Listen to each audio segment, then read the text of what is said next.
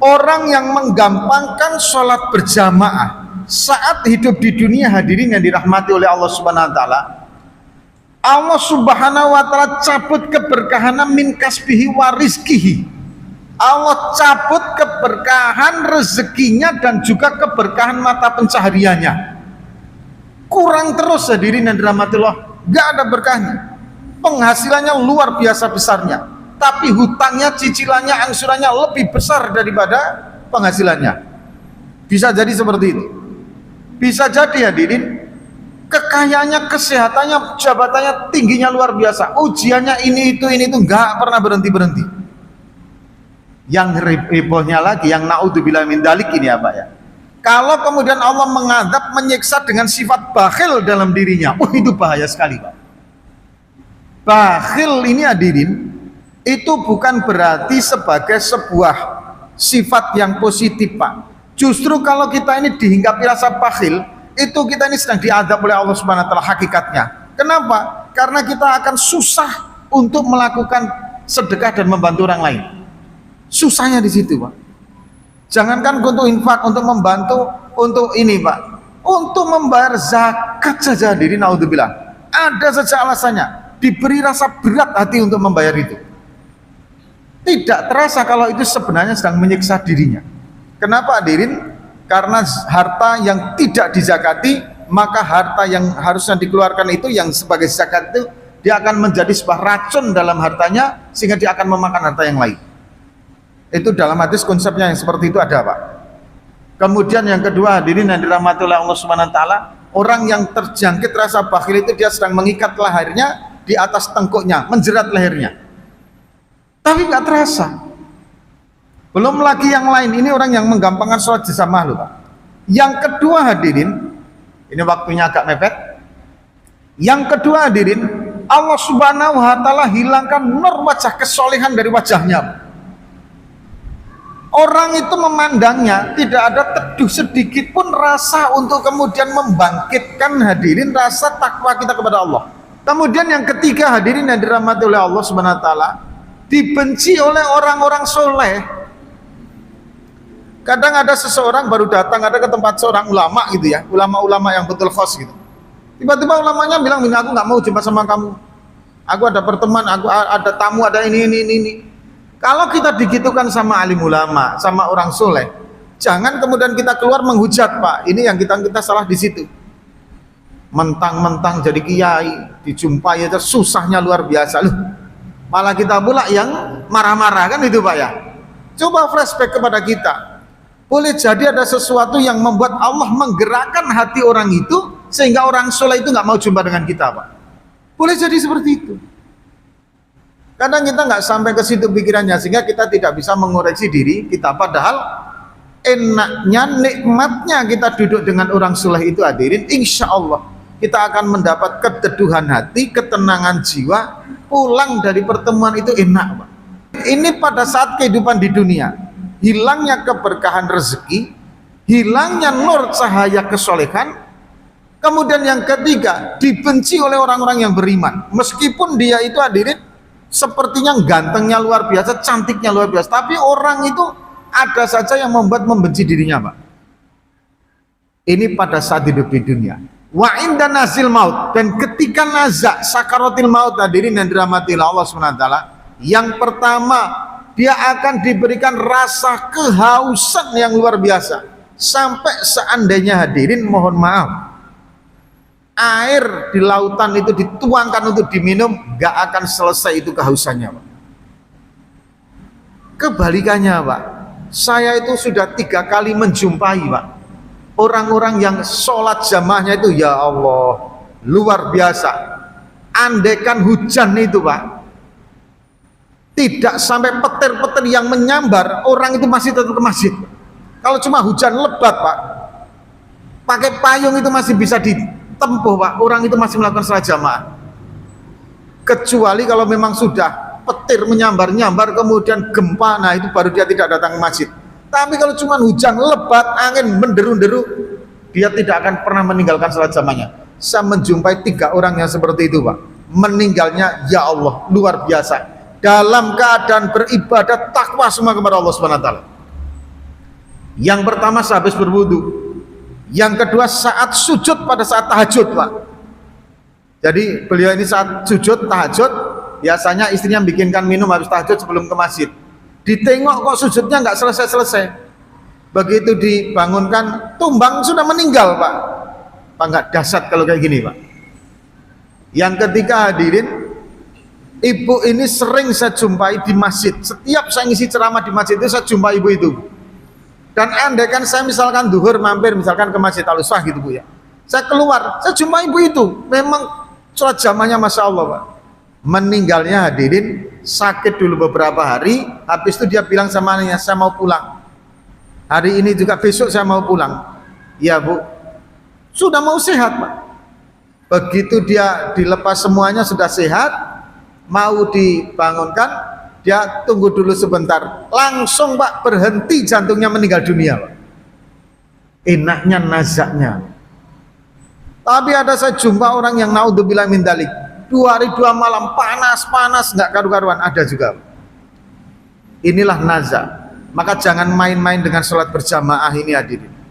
Dan sudah kita hitung tadi ternyata baru sekian persen orang Tanjung Pinang yang sholat berjamaah. Lanjut. Yang kedua hadirin, pada saat nazak itu hadirin, maka nazaknya sangat berat luar biasa. Dan yang lebih luar biasanya, naudzubillahi min dzalik, yakhruju minad dunya min ghairi imanin. Dia bisa keluar dari dunia ini tanpa membawa iman, Pak. Ini hati-hati sekali. Alhamdulillah. Ya, makanya hadirin yang dirahmati oleh Allah, jangan pernah merasa aman dengan saat ini ketika kita mengatakan bahwa diri kita orang Islam, sebelum nanti betul-betul kita meninggal dalam keadaan membawa iman. Maka kita perlu perjuangkan iman itu. Salah satunya keistiqomahan kita di dalam menjaga sholat jamaah ini. Ini nggak main-main, Pak. Jadi sholat jamaah itu betul-betul nggak bisa diremehkan, Pak. Karena dibalik daripada luar biasanya keutamaannya, ternyata dampak efek negatif bagi orang yang meringankan, yang menggampangkan juga luar biasa. Sampai ancamannya itu yakhruju minad dunya bi ghairi imanin, keluar dari dunia tanpa membawa iman. Begitu masuk ke dalam alam kubur, di mana alam kubur ini hadirin merupakan permulaan dari alam-alam selanjutnya, yang dimana Utsman bin Affan radhiyallahu an, beliau mengatakan, jika kita selamat baik di alam kubur, maka insya Allah alam berikutnya akan menjadi alam yang mudah. Tapi sebaliknya, kalau di alam kubur ini berat, susah, maka akan lebih berat lagi, lebih susah lagi alam selanjutnya. Orang yang menjaga sholat berjamaah hadirin, Allah subhanahu wa ta'ala bebaskan dari azab kubur. Bisa jadi asbabnya meninggal di malam Jumat, di hari Jumat, bisa jadi, Pak. Bisa jadi meninggalnya dalam keadaan mati syahid, bisa jadi. Keistimewaan mati syahid itu belum tertutup sampai sekarang, Pak. Masih ada jalan orang untuk menuju mati syahid. Meskipun mati syahidnya menjadi mati syahid yang wajib dikafani, wajib dimandikan, kemudian disalatkan dan sebagainya. Kan mati syahid itu ada 2, Pak. Yang meninggal di medan perang, dia nggak wajib untuk dikafani dan dimandikan, sholati kubur, selesai. Tapi kalau kita kan enggak, Pak. Sekarang ini kan ya mohon maaf, alhamdulillah negara kita ini aman, damai, makmur. Perkara kurang 1, 2, 3 biasa. Di mana-mana penduduk dunia ini, Bapak jangan sampai kemudian keliru menganggap kalau hidup di sana, di belahan dunia sana enak ya, nggak bisa miskin gini. Sama saja, Pak, mereka juga berjuang untuk hidup, Pak. Sama. Tapi mereka kaya-kaya, iya, kalau mata uang rupiahnya aja, mata uang mereka di atas kita, sehingga mereka punya mata uang dibawa ke sini ya besar, ya kan? Harga bakso di Singapura dengan bakso sana yang mungkin sekitar cuma $1, ya kan? 1 sampai 2 dolar, kan begitu, Pak.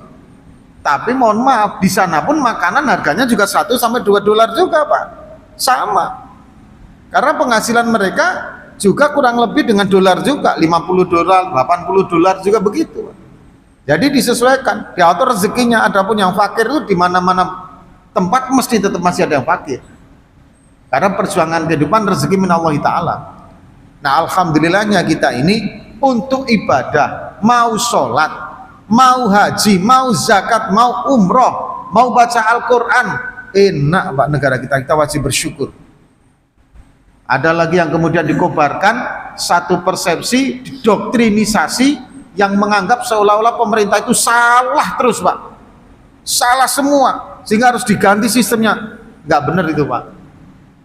Hadirin yang dirahmati oleh Allah SWT, kalau untuk pemimpin ini pahami betul Pak, kalau untuk pemimpin tidak ada satupun pemimpin yang akan memuaskan seluruh rakyatnya yang dipimpin, nggak akan ada. Hukumnya seperti itu, pasti ada yang kecewa. Kenapa? Pemimpin manusia kok Pak, pemimpin manusia. Jangankan itu Pak, manusia itu saking sebagai tempat mengeluhnya, karena memang tabiat manusia itu adalah manusia makhluk yang suka mengeluh Pak. Allah Subhanahu wa ta'ala kadang diprotes kalau manusia itu Pak. Dan kemudian manusia ini selalu merasa benar dirinya. Sampai mohon maaf Pak, kalau tidur salah kemudian pegel lehernya, itu dia nggak ngomong diri yang salah, yang disalahkan bantal. Kenapa Pak lehernya sakit? Salah bantal Pak Ustadz. Bantal pula yang disalahkan Pak, saking nggak ada yang disalahkan lagi ya kan. Itu manusia. Makanya hadirin yang dirahmati oleh Allah Subhanahu wa ta'ala, kembali ke sini, kita berada dalam negara yang menjamin betul bagaimana kita bisa melakukan sholat berjamaah ini Pak. Nah dampak nanti masuk di alam kubur bagi orang yang menggampangkan sholat berjamaah ini, maka dua malaikat akan mendatanginya dengan pertanyaan yang luar biasa susahnya untuk dijawab. Meskipun pertanyaannya sama, tapi dia akan susah menjawabnya. Mohon maaf Pak, Bapak datang ketemu dengan saya, Assalamualaikum. Waalaikumsalam. Iya Pak. Pak Ustadz gimana kabarnya? Alhamdulillah baik. Saya tanya, Pak sekarang tinggal di mana Pak? Udah ini Pak. Enak jawabnya, betul ya kan? Sekarang pertanyaan sama, Bapak ada masalah kasus di kepolisian, polisi telepon, Pak bisa ke kantor polisi untuk melengkapi berkas biodata Bapak. Oh bisa Pak. Bapak ke sana, ketik sama polisinya, nama Pak, oh nama ini, tek tek tek tek tek. Dah tiba-tiba HP penyidiknya ditelepon, oh ya siap dan Pak mohon izin ya Bapak di sini dulu, tunggu dulu, saya dipanggil atasan. Panggil atasan keluar, entah kemana-mana, duhur datang, Pak kapan saya mau ditanya terus identitasnya. Ini sholat duhur, Bapak sholat duhur aja Pak, sholat duhur dulu nanti saya ngadukan, saya belum selesai nih Pak. Datang lagi, pelang asar, Bapak tanya lagi, Pak kapan mau diteruskan pertanyaannya itu Pak. Nanti dulu Pak, ini masih belum, Bapak sholat asar dulu. Jam 9 kemudian dia balik, Pak mohon maaf dilanjutkan besok saja, saya sudah capek Pak. Ini tugas yang harus diselesaikan masih belum selesai. Bapak sudah gondok Pak, balik. Datang lagi besok Pak, digitukan lagi, pertanyaan sama, Bapak tinggal di mana? Pas petugasnya mau menulis, pergi lagi Pak. 3 hari Bapak digitukan Pak, stres dengan Pak. Padahal cuma mau menjawab pertanyaan, Bapak tinggal di mana? Sama pertanyaannya, beda yang menanyakan, beda situasinya, beda yang dirasakan Pak. Begitu juga pertanyaan malaikat nanti, sama-sama dikubur, man rabbuka, siapa Tuhanmu? Tapi dengan raut wajah makhluk yang menyeramkan seperti itu, habis kita Pak nanti menjawabnya kalau kita menggampangkan sholat jamaah. Belum lagi hadirin yang dirahmati Allah, kuburnya diberi kegelapan kubur. Orang yang istiqomah berjamaah insya Allah kuburnya terang benderang Pak. Yang lebih luar biasanya ini hadirin, kubur atau menghimpitnya, kanan kiri, kemudian menghimpit atas bawah, dihimpit oleh kubur Pak, sampai bubar kita tulang belulang kita, tumbuh lagi dihimpit lagi seperti itu sampai yaumul kiamah. Naudzubillah min dzalik. Sebaliknya orang yang sholat jamaah tekun hadirin, Allah angkat itu hadirin azab dalam kuburnya tadi. Inilah betapa dahsyatnya dampak efek dari orang yang menggampangkan sholat berjamaah dan orang yang fokus betul-betul memperhatikan sholat berjamaah. Hadirin, pertanyaannya, umur kita sekarang sudah berapa Pak? Umur kita berapa Ibu? Gak ada yang tahu. Jangan mengatakan yang tua akan meninggal lebih duluan, Pak. Belum tentu juga. Yang namanya pokok bambu itu, Pak, pokok bambu, ada yang memang diambil sudah usia tua untuk membantu pembangunan rumah, ada. Tapi ada yang masih muda untuk digunakan sebagai tali, ada juga. Yang lebih ngeri lagi, ada yang masih rebung, Pak, mau dibuat isi resoles, ya kan itu, Pak. Rebung pun diambil itu, Pak. Bambu itu seperti itu, Pak. Manusia kurang lebih juga begitu. Yang akan dijemput duluan oleh Israel itu kita nggak pernah tahu, Pak. Nah sekarang hadirin, kita jangan pernah merasa aman, Pak. Saya aman, Pak Ustadz, alhamdulillah saya sudah istiqomah. Belum tentu, Pak. Anda aman sekarang, tapi kalau tengok penduduk Tanjung Pinang, baru berapa persen, Pak, yang sholat jamaah istiqomah hadir. Ini juga merupakan tanggung jawab kita bersama untuk mengajak mereka agar bisa istiqomah sholat berjamaah. Jika menginginkan baldah kita Tanjung Pinang ini menjadi negeri yang baldatun thayyibatun warabun ghafur. Ajak anak kita, istri kita, kalau istri silakan di rumah. Tapi kalau mau ikut ya monggo silakan, tapi di rumah harus tepat waktu sholatnya. Tetangga kita, jangan, mohon maaf hadirin, kita merasa aman mengabaikan dakwah ini. Lama-lama orang kan meremehkan sholat jamaah, lama-lama nanti sholat jamaah sepi, Pak, kalau diremehkan, kalau tidak didakwahkan. Inilah tanggung jawab kita. Tidak cuman sekedar kita disiplin istiqomah dalam sholat berjamaah, tapi juga kita punya tanggung jawab untuk menghidupkan sholat jamaah ini dengan mengajak tetangga kita, sanak saudara kita, dan kenalan kita. Bila perlu hadirin, mendekati sholat jamaah zuhur itu datangi kedai kopi, Pak. Ajak kopi, ngopi kalangan itu. Pas mau adzan itu, deket adzan, kita ajak semua. Pura-pura dulu nggak apa-apa, ngopi dulu di sini. Tidak mau sholat, ayo kita ke masjid. Bubar nanti, Pak, lama-lama ke masjid semua. Jangan kemudian kita, wah, kalau saya sih alhamdulillah sholat berjamaah, Pak Ustadz. Kalau itu kan belum. Oh, bukan begitu orang Muslim, Pak. Rasulullah SAW tidak menghendaki surga itu dihuni oleh diri Rasul sendiri, tapi seluruh umat ini akan bisa masuk surga semuanya. Nah inilah hadirin yang dirahmati oleh Allah Subhanahu Wa Taala, konsep tentang masalah pentingnya mendirikan sholat berjamaah. Mari hadirin, setelah kita tahu bagaimana dampak untuk diri kita, agar kita betul-betul fokus menjaganya. Mulai saat ini tidak main-main lagi terhadap sholat jamaah, Pak. Berapa kali kita peringatan Isra wal Mi'raj, tapi membangkitkan kesemangatan sholat berjamaah selalu hilang di telan waktu, Pak. Yang kedua hadirin, kita juga punya tanggung jawab untuk mengajak orang-orang agar mendirikan sholat berjamaah. Kenapa hadirin? Kalau kita tidak menimbulkan, tidak membangkitkan semangat ini bareng-bareng, hari ini mungkin kita di sini masih ada 100 orang, 200 orang, tapi kita tidak pernah tahu berapa tahun ke depan. Hadirin, kiranya ini dulu yang bisa kami sampaikan. Apa yang kita bahas ini semoga kita bisa mengamalkan. Amin, amin ya rabbal alamin. Kita tutup dengan doa kepada majelis. Subhanakallahumma wa bihamdika asyhadu an la ilaha illa anta astaghfiruka wa atubu ilaik. Wassalamualaikum warahmatullahi wabarakatuh.